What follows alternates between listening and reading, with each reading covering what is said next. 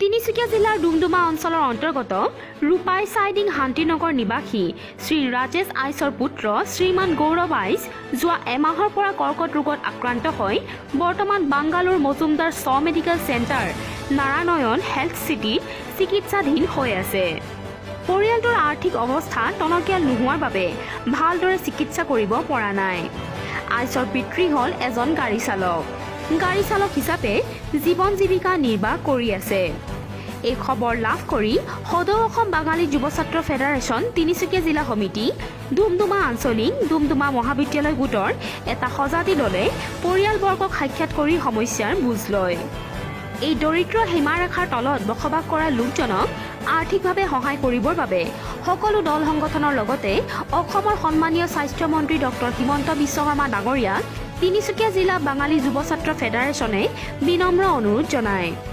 লগতে গৌৰৱ আইচৰ পিতৃ সকলো অসমবাসীৰ লগতে হিমন্ত বিশ্ব শৰ্মা আৰু মুখ্যমন্ত্ৰী সৰ্বানন্দ সোণোৱালক কাতৰভাৱে অনুৰোধ জনায়। যদি আমাৰ এই বিশেষ প্ৰতিবেদনখন কোনোজন প্ৰতিনিধি তথা হৃদয়ৱান ব্যক্তিয়ে দেখা পাইছে তেতিয়াহ'লে আমাৰ চেনেলটোৰ পৰিয়ালবৰ্গৰ পৰা অনুৰোধ জনালোঁ সহায়ৰ হাত আগবঢ়াবৰ বাবে। তালাপৰ পৰা সুদীপ দাসৰ ৰিপৰ্ট। Account number 1256010104805।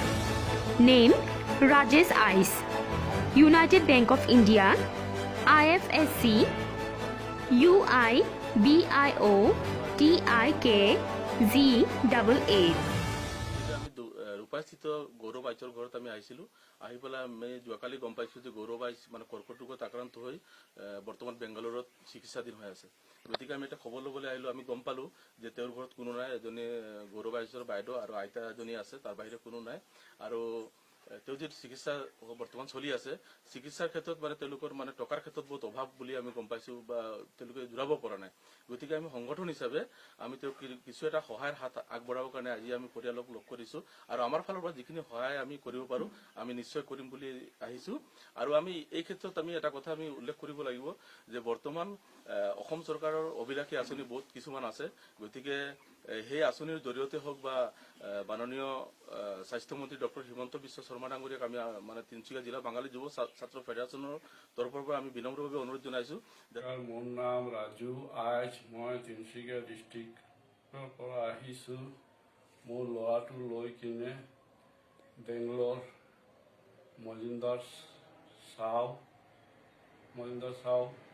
মেডিকেলত বেংগলোৰ বাবু সুন্দৰা জেগাৰ নাম অহাৰ পিছত ইয়াত মোৰ ল'ৰাটোৰ ব্লাড কেঞ্চাৰ ধৰা পৰিছে।